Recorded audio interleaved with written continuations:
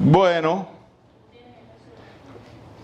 vamos a leer el libro de Joel, capítulo 2, versículos del 12 al 17.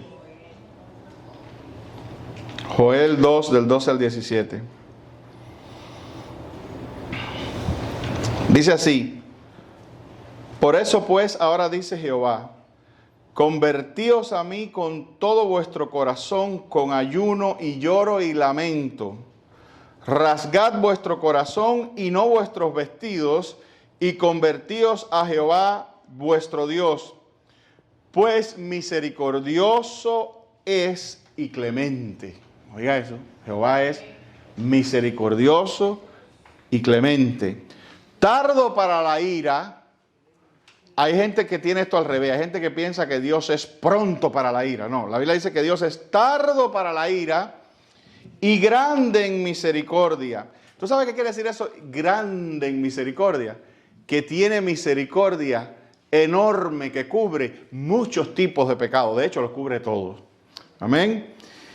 Y que se duele del castigo. También tenemos esto al revés muchas veces. Hay gente que piensa que Dios está para castigarnos. Y a veces se lo decimos hasta a nuestros hijos. Dios te va a castigar y Dios esto. La Biblia no dice que Dios castiga gustosamente. La Biblia dice que Dios se duele del castigo. ¿Quién sabe si volverá y se arrepentirá y dejará bendición tras él? Esto es ofrenda y libación para Jehová nuestro Dios. Tocad trompeta en Sión, proclamad ayuno, convocad asamblea. Reunid al pueblo, santificad la reunión, juntad a los ancianos, congregad a los niños y a los que maman. Salga de su cámara el novio y de su tálamo la novia. Entre la entrada y el altar lloren los sacerdotes ministros de Jehová y digan: perdona, oh Jehová, a tu pueblo, y no entregues al oprobio tu heredad, para que las naciones se enseñorean de ella. ¿Por qué han de decir entre los pueblos: ¿dónde está su Dios? Y Jehová, solícito por su tierra, perdonará a su pueblo.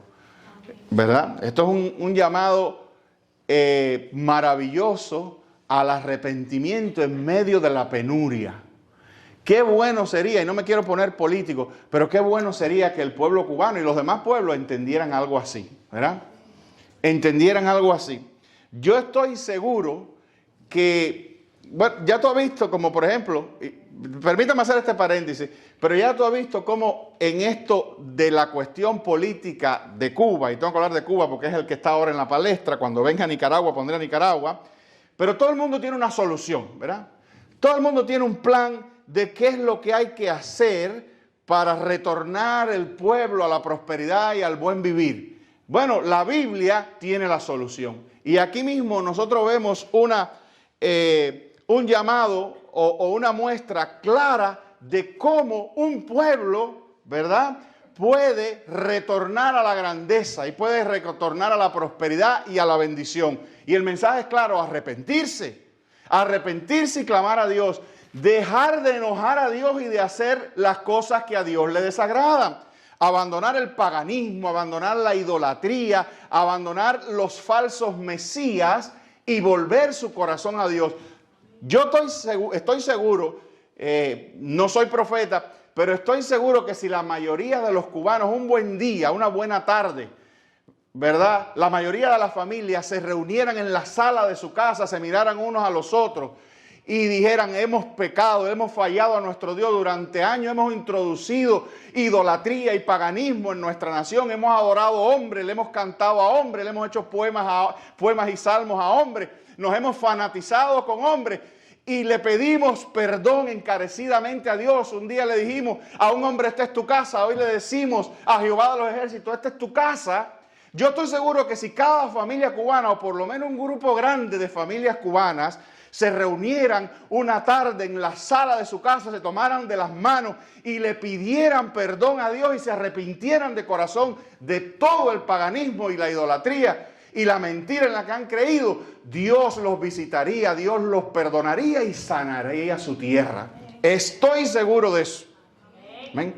Estoy seguro de eso, que si una importante porción del pueblo cubano se arrepintiera de su paganismo y de su idolatría, Amén. Y de adorar un hombre, adorar un sistema y adorar falsos mesías, Dios los perdonaría y sanaría su tierra y sería el despegue de la nación y de cualquier nación.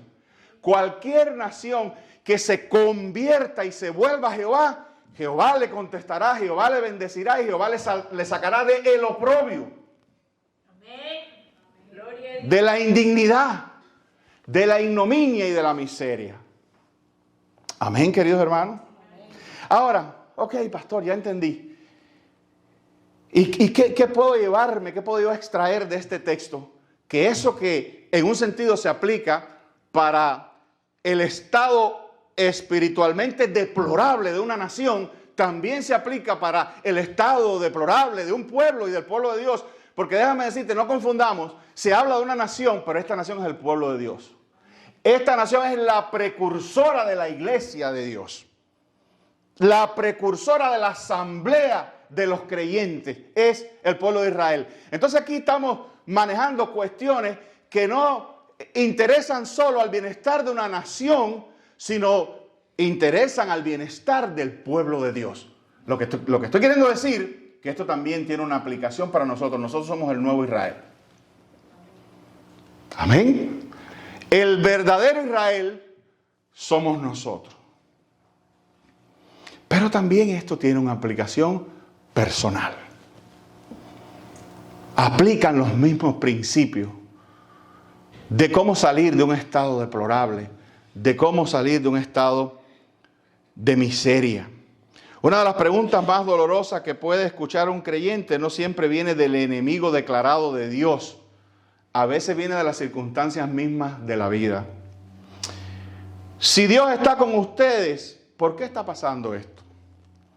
Si Dios ama a su pueblo, ¿por qué existe tanta debilidad espiritual? Si Dios es poderoso, ¿por qué su iglesia parece tan pequeña y sin influencia?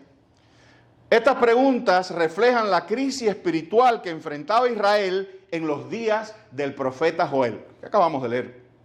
La nación había experimentado una devastación terrible. Una plaga de langostas habría destruido la tierra. Los campos estaban arruinados. Las cosechas habían desaparecido. La oración en el templo estaba afectada porque ya no había suficiente producto para las ofrendas. Pero Joel nos enseña que la crisis más profunda no era económica. Fíjate tú qué interesante.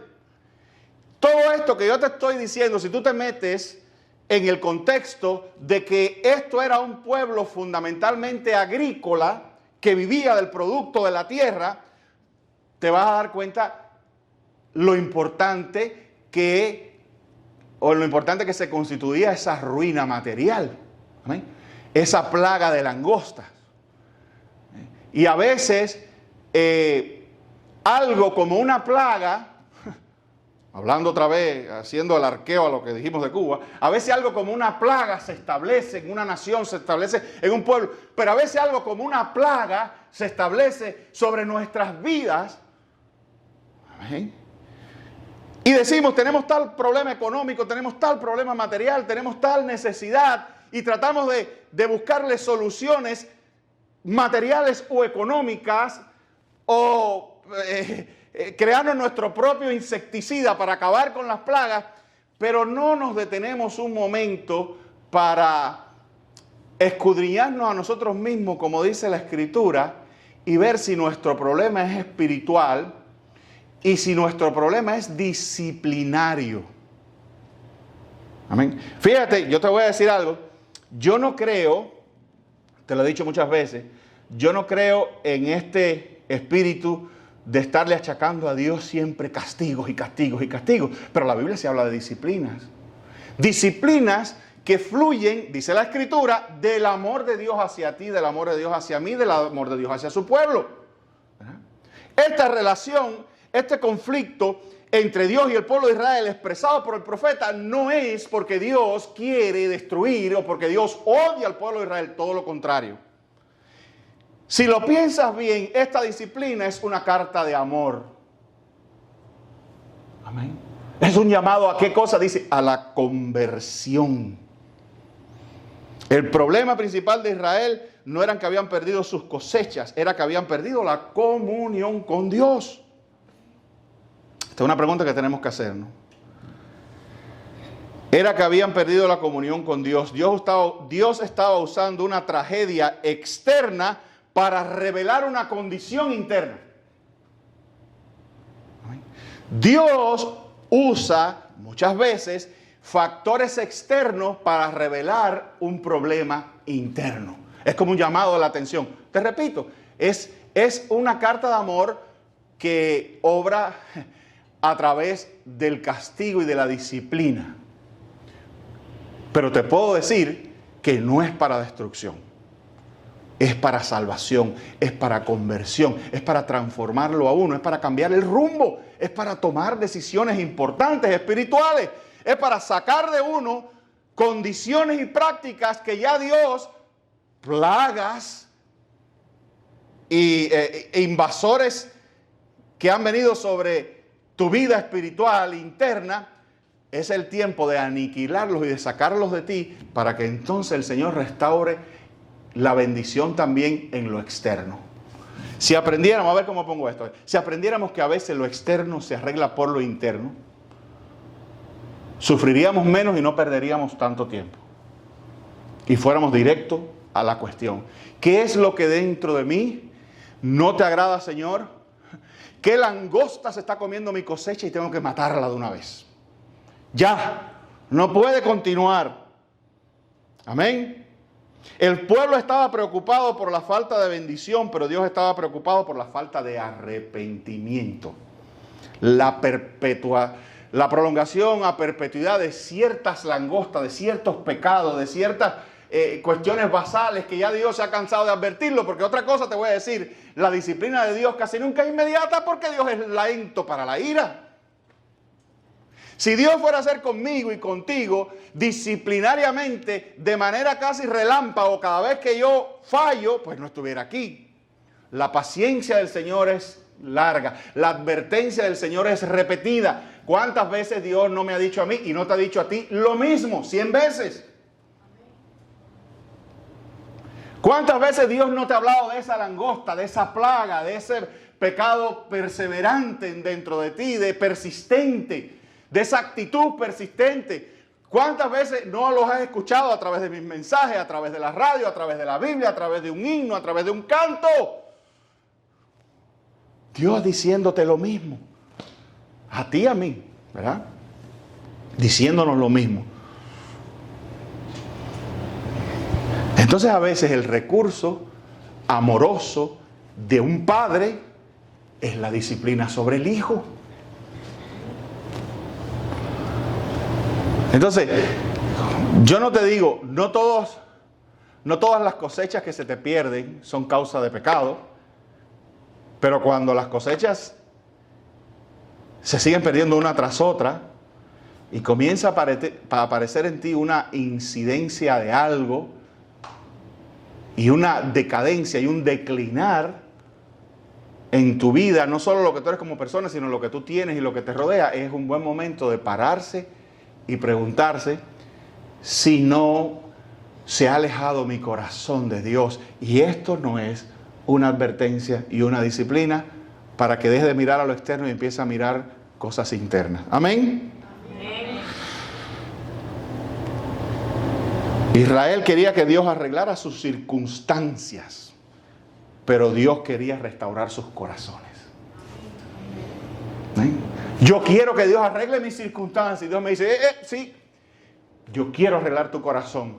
Y probablemente, y en algunas ocasiones, el propio recomponer, restauración de tu corazón da a luz el cambio de las circunstancias. Porque algunas de nuestras circunstancias negativas son el resultado de nuestro corazón y de nuestras actitudes, etc. O sea, muerto el perro, muchas veces acaba la rabia. Amén. Cuando el pueblo de Dios vive lejos de Dios, el mundo comienza a hacer una pregunta terrible. ¿Dónde está tu Dios? Wow. Después de tantos años glorificando a Dios, publicándolo desde las azoteas, como dice, hablándole de Jesús a mi familia, mostrándome orgulloso de que mi casa y yo serviremos a Jehová, de momento eso no se puede ver. Y la gente viene y te dice, ¿y dónde está tu Dios? ¿Ah? No se trata de una prueba tan transitoria, porque te voy a decir una cosa, el mundo a veces es capaz de reconocer a Dios hasta en tus pruebas. Pero hay una disciplina de Dios y una decadencia y una destrucción que entonces sí la gente se da cuenta que no es disciplina y dice, oye, ¿dónde está tu Dios? Se empiezan a descomponer ciertas cosas que estaban muy en orden y muy arregladitas y muy, como se dice en inglés, put together. Y de momento se comienzan a caer. No es la prueba y el sufrimiento que la gente puede ver, que aunque está pasando una etapa, la gente puede ver a Dios, puede ver la gracia de Dios, puede ver el amor de los hermanos que te cubren, puede ver la perseverancia de tu oración, puede ver tu dependencia de Dios aún en las lágrimas. No es eso. La gente tiene a veces la capacidad de darse cuenta que a pesar de una tribulación, Dios está contigo. Pero si hay momentos cuando no es causa de prueba, es causa de pecado, y algo malo y negativo, persistente, viene sobre tu vida, y la gente entonces te dice, ¿dónde está tu Dios? Y eso es algo doloroso que le digan a un cristiano. Amén. Doloroso. Relaciones rotas, familias destruidas, problemas financieros, problemas morales, pecado que se infiltra, descomposición del carácter. ¿Tú sabes que al cristiano le pasa eso? El cristiano es como si el Espíritu Santo lo mantuviera así bien apretadito, bien junto. Pero cuando ese poder se va, comienza a descomponerse. Yo he visto personas con una conducta intachable, con una tremenda moral, con un carácter hermoso, honestos, derechos, sinceros, por causa de un pecado no confesado y por causa de un pecado persistente en su vida, convertirse en personas desconocidas, mentirosos, manipuladores, engañadores, de gente de luz, convertirse en personas oscuras, de tinieblas, por causa del pecado.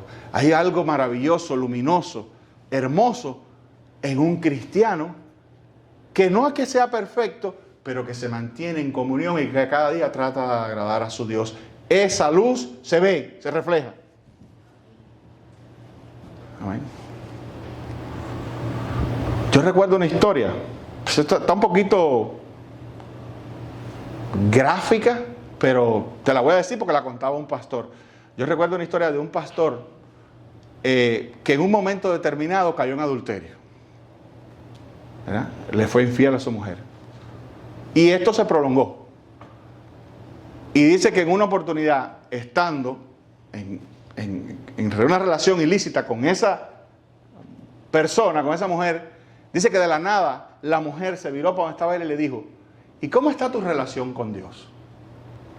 De la nada. O sea, la adúltera se viró para él. Él cuenta esto, él mismo lo contó. Se viró para él y le dijo, ¿y cómo está tu relación con Dios? Sin ella ser cristiana y sin nada. ¿Verdad? Y eso lo fulminó. Y lo hizo regresar a Dios.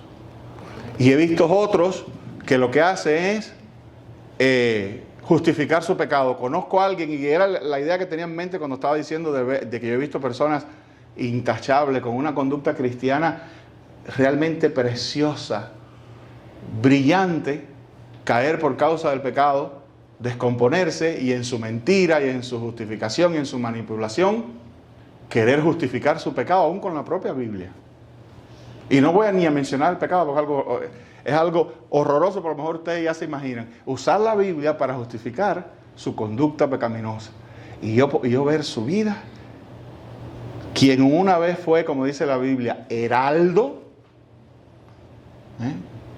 verlo prácticamente eliminado de todo lo que tiene que ver con Dios y con su casa.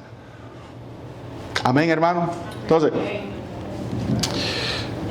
no, ese era el oprobio de Israel. No simplemente sufrir, sino sufrir de una manera que pareciera indicar que Jehová había abandonado a su pueblo. Hay gente que cuando está en su peor momento siente que Dios lo ha abandonado. Es una experiencia. Yo te puedo decir que si tú eres cristiano de verdad y si Dios te ha hecho renacer, tú sigues siendo su hijo. Pero estoy convencido por la experiencia de que parte de las disciplinas de Dios sobre tu vida es hacerte sentir su abandono. Aunque técnicamente tú todavía seas su hijo. ¿Tú sabes lo que quiere decir eso? Que Dios retira la relación. No tu posición, pero sí retira la relación. Y uno experimenta el abandono de Dios. Entonces la restauración verdadera no comienza cuando cambian las circunstancias, sino comienza cuando nuestro corazón vuelve a Dios. Hay gente que me ha dicho así: pastor, yo quiero regresar al Señor. Yo esto lo he oído, no de ustedes, pero lo he oído. Yo quiero renunciar al Señor, pero primero tengo que arreglar esta cosa. No, pastor, pues yo tengo este pecadito y este pecadote y aquel pecadazo. Y yo voy a volver a Dios, pero déjeme primero arreglar mi pecado. Eso no es lo que dice la Escritura. El arrepentimiento no es una cosa progresiva, ¿verdad? Si tú te arrepientes y quieres cortar con la relación, con la actitud, con lo que sea, tú te arrepientes y te vuelves a Dios. Es más, necesitas a Dios para salir a veces de esos enredos, porque Satanás está oyendo también. Y tú dices: no, yo voy a ir, espérate, pastor, déjame arreglar esto. Y mentira, Satanás lo enreda más. Y te mantiene en el círculo vicioso donde tú siempre andas cazando tus ardillitas para que cuando las mates todas, poder regresar al Señor. Y las ardillas no dejan de seguir saliendo. O las zorras. Esas que dice la Escritura que destruyen grandes sembrados. ¿No han oído ese texto?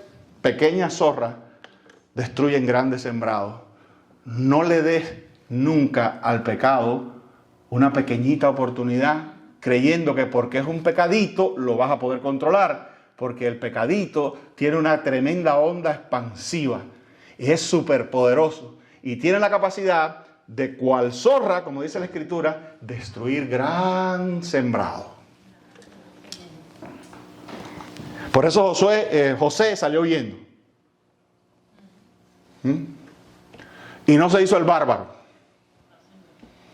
Dijo: de esto mejor huyo, ¿verdad? Hay cosas de las que tienes que huir. Sal corriendo de ahí. No, pero es que esto no es tan importante. Sí lo es. Uno de los explosivos más potentes que hay, que es el C4, creo que se llama, el C4, puede ser una cosita así. Y cuando explota puede acabar con una manzana. Amén. Entonces, el juicio de Dios revela el verdadero problema del corazón. En Joel 2:12 dice: convertíos a mí con todo vuestro corazón. Fíjense que Dios no le dice: a ver, vamos a hacer una cosa. Pónganse todos a trabajar, a ver si entre todos podemos restaurar el estado deplorable en que se encuentra Israel. Si trabajando podemos económicamente restaurar la nación, que otra vez, enganchando con lo de Cuba, a ver si hacemos un esfuerzo mayor para restaurar la nación y para que venga la prosperidad y para que las cosechas vuelvan a surgir y vuelva la bonanza y la abundancia. No, Dios dice: conviértanse de corazón, no los estoy mandando al campo a trabajar. El problema no es que se reúnan y haya más hombres en el huerto tratando de que la cosecha, porque el que tiene la mano puesta sobre la cosecha soy yo. Conviértanse a mí y les llenaré la tierra de frutos y de abundancia. El problema está en su corazón. Fíjate lo que dice: convertíos con todo vuestro corazón. No con un pedazo para dejar otro pedacito para la langosta. No, de todo vuestro corazón. Todo mi corazón es de Dios. Amén. Convertíos. La palabra convertíos significa volver, regresar. es la imagen de alguien que se ha alejado y necesita regresar al camino correcto. Israel no era una nación que nunca había conocido a Dios, era el pueblo escogido. Amén. Había recibido las promesas del pacto, había visto la mano poderosa de Jehová, pero aunque externamente pertenecían al pueblo de Dios, internamente sus corazones se habían apartado. ¡Wow! No, porque yo soy de la iglesia Buenas Nuevas. Yo voy todos los domingos. Amén. Yo canto. Yo predico. Yo ayudo. Yo soy el que recoge, el que hace la cocina. Yo soy el que bota la basura en la iglesia, ¿verdad? Yo soy el que colecto la ofrenda. Y estos son ejemplos que estoy lanzando. Nadie se lo vaya a tomar personal. Eso es externamente. O sea, tú perteneces nominalmente al pueblo de Dios. A los bancos del pueblo, de la iglesia del pueblo de Dios perteneces tú. Tú tienes más apego al banco donde estás sentado que a Cristo. Hay gente así. ¿Verdad? Ay, ofendí a alguien. Amén. Ellos eran el pueblo escogido de Dios. Eso era lo que se veía. Pero Dios, que ya le enseñó a Samuel que él no mira lo que está por fuera, ¿verdad? Le dijo, no. Su corazón no es mío. Y a mí no me interesa lo que tú haces para mí. A mí lo que me interesa es que tu corazón sea mío, dice Dios.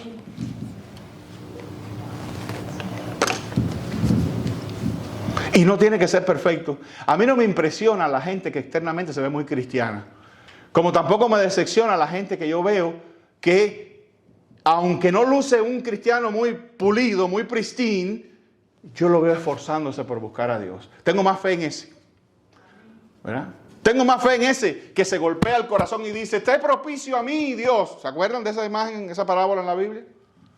¿Verdad? Del fariseo que entra y dice, Señor, gracias a Dios porque yo no soy como ese hombre. Yo doy mi diezmo, yo voy a la iglesia, yo soy el que yo canto, yo esto, yo lo otro, y yo no soy como este publicano. El publicano que decía, sé propicio a mí, pecador. A mí me gusta ese tipo de gente. Dice la Biblia, ese salió justificado antes que el otro. El pueblo de Dios se ha llenado de muchos religiosos y de muchos cristianos culturales. Cristianos culturales. Yo se lo digo a mis hijos. Mis hijos están bajo ese peligro, y tus hijos también, bajo el peligro del cristianismo cultural. Yo soy cristiano porque voy a la iglesia, ya me sé cómo uno se comporta, más o menos me sé cómo se habla. Cuando uno ve a un hermano le dice, Dios te bendiga, hermano. Cuando uno se va a ir, dice, hermano. Uno dice, voy a orar por ti. Mentira. Ya uno se sabe todas esas cosas. Amén. Pero yo les digo, no. Esto no es por herencia, se lo digo yo a Jessica Mae, esto no es por herencia, ustedes tienen que tener su propia relación y su propio encuentro personal con Cristo. Yo no te voy a salvar, quisiera, pero eso no se me ha sido dado a mí, yo no morí por ti en una cruz. Yo no tengo la capacidad de pagar tus pecados porque tengo los míos propios. Amén. Pero Jesús sí. Entonces yo le digo a ellos, conviértanse, tengan su propio encuentro. Díselo a tus hijos también. Y no te confíes de que porque va a la iglesia es salvo. Revísalo, obsérvalo. Tampoco los hostigues. Enséñale la palabra de Dios y déjalo que él tome su propia decisión. Pero asegúrate de que de vez en cuando les recuerdes eso. Le digo, oye, tu salvación es personal. Arréglate con tu Dios mientras hay tiempo. Conviértete, regresa, ¿verdad? Al Dios de tus padres. Amén. ¿Sí o no? Amén. Bien. Habían recibido la promesa del pacto, habían visto, bueno, ya eso lo dije, pero aunque externamente pertenecían al pueblo de Dios, internamente sus corazones se habían apartado. Este es uno de los grandes peligros de la vida espiritual. Ya lo dije. Es posible estar cerca de las cosas de Dios y lejos del Dios de las cosas. Escúchame, cuando yo te digo que es posible estar cerca de las cosas de Dios y a la vez estar lejos del Dios de las cosas, es que esto es posible. Se puede, es lo que te quiero decir. Se puede actuar la vida cristiana. Se puede. Y uno puede deslizarse en ese performance, deslizarse en ese personaje, deslizarse en esa puesta en escena, a veces sin darse cuenta. Y por eso la Biblia dice, escudriñemos nuestros caminos y volvamos a Jehová. Señor, estoy haciendo esto de corazón, estoy haciendo esto con sinceridad. ¿Lo hago por ti o esto es un hábito aprendido? ¿Esto fluye de mi pasión? Amén. ¿O fluye de una educación o de una formación? Me detengo aquí. Pero esto vamos a seguirlo, ¿no? Pero bueno. Es posible tener religión sin comunión. Es posible conocer los cánticos, las doctrinas, las actividades de la iglesia, pero tener un corazón distante del Señor. Por eso Dios no dice simplemente mejoren sus prácticas. Dice convertíos a mí. Dios no está buscando solamente una reforma externa, está buscando una restauración interna. El verdadero problema del ser humano está en el corazón.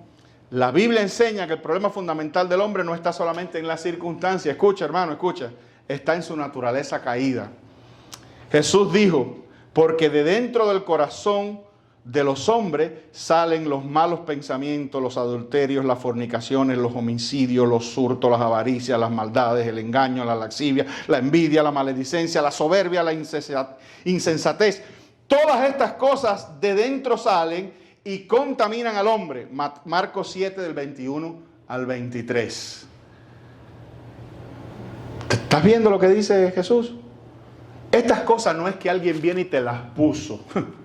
No son la influencia de fulano ni de mengano. Estas cosas ya están en ti. Y cuando Cristo dice estas cosas son las que contaminan al hombre, está hablando de un presente. O sea, estas son las enfermedades de las cuales el hombre es portador. Eso es lo que está diciendo. El hombre está contaminado por el pecado. Y el pecado tiene una increíble capacidad de diversificarse. Una cosa explosiva, maligna, terrible. Y estas cosas salen del corazón de uno. Cristo enseñó que el pecado no comienza solamente en nuestras acciones, comienza en nuestro interior. Antes de cometer un pecado con nuestras manos, ese pecado ya fue concebido en nuestro corazón. Por eso Joel no llama al pueblo simplemente a cambiar algunas conductas. Los llama a volver a Dios, porque solo Dios puede transformar el corazón. Entonces yo tengo un problema que está dentro de mí y no me lo puedo sacar. Necesito ¿qué cosa? Si el problema está en el corazón, ¿qué es lo que necesito? Un nuevo corazón. ¿Y quién da un nuevo corazón? Dios. Es el único que tiene esa capacidad. Yo no puedo ir al Walmart a comprar un nuevo corazón. El único que tiene, escucha, el poder creativo, sobrenatural, de transformar tu corazón para que en vez de todas estas arañas y escorpiones que acabo de leer, salgan flores y colores y belleza. Estoy usando metáforas, yo sé que me entiendes. Es Dios. Entonces la cuestión no está en ver cómo me reformo. La cuestión es ver cómo o permitir que Dios me recree, me regenere. El arrepentimiento verdadero es volver a Dios. Con esto termino. Después vamos a seguir. El arrepentimiento bíblico no es simplemente sentirse mal. Ay, hice esto, qué mal me siento. Muchas personas sienten culpa por las consecuencias del pecado, pero no necesariamente odian el pecado mismo. Judas sintió remordimiento después de entregar a Jesús, pero no regresó al Señor. Fue y se ahorcó. Pedro también lloró amargamente después de negar a Cristo, pero sus lágrimas fueron acompañadas de restauración. Amén. La diferencia está en que el verdadero arrepentimiento nos lleva nuevamente a Dios. David expresó esta verdad después de su pecado. Salmo 51:4. Contra ti solo he pecado y he hecho lo malo delante de tus ojos, para que seas reconocido justo en tu palabra y tenido por puro en tu juicio. David había pecado contra personas, había causado dolor, había destruido una familia, pero entendió que la raíz de todo pecado era una ofensa contra Dios. Amén. El arrepentimiento comienza cuando vemos nuestros pecados desde la perspectiva de Dios. No, yo no creo que esto es pecado. No. Pero Dios sí. No, yo no creo que esto está mal. Pero Dios sí. A lo mejor David racionalizó. Yo soy el rey. En esa época, tú sabes que ser rey era como ser Dios. De hecho, los reyes posteriores, una ofensa contra los reyes franceses, ingleses, y todo eso era como una ofensa ante Dios. Ellos eran los representantes de Dios. Ese concepto no estaba todavía tan fijo en la época del reinado de David, pero David a lo mejor racionalizó y dijo, esta mujer me gusta, este es soldado mío, ¿verdad? Yo soy el rey y Jehová me ha ungido y aquí no hay nadie como yo que mato leones, mato gigantes y qué sé yo. ¿Qué malo hay que yo me quede con la mujer de este hombre y que lo mande a ver si lo matan por ahí, lo ponga en el... Pudo haber racionalizado eso. Tú dices, ay pastor, pero ¿qué es racionalizamiento? Bueno, pero es que tú no sabes lo que uno piensa cuando está allá arriba en la cumbre. Tú no has oído decir que el poder corrompe y que el poder absoluto corrompe absolutamente. No sabe lo que él pudo racionalizar. Pero cuando la gracia y el poder y la disciplina de Dios vino a su vida, que reconoció él que él a quien había traicionado era su Dios. Y tú sabes que una cosa interesante, Natán le dice algo parecido a lo que acabamos de leer de Joel, de dónde está tu Dios, medio parecido. Natán le dice, esto que tú has hecho ha causado que la gente hable mal de nuestro Dios. O sea, tú has empañado la reputación de Dios entre los pueblos, enemigos y amigos. Y David dice que se arrepintió y dijo, contra ti he pecado. Y ese Salmo 51 está lleno de ejemplos de qué es una conversión sincera, un retornar sincero a Dios. Ahí lo voy a dejar, hermanos. Me quedan algunas otras cosas que decir. Entonces, el arrepentimiento, esta es mi aplicación, ¿no? Número 1, revisa tu corazón a ver si cierto contexto persistente en tu vida es el resultado de una lejanía de Dios.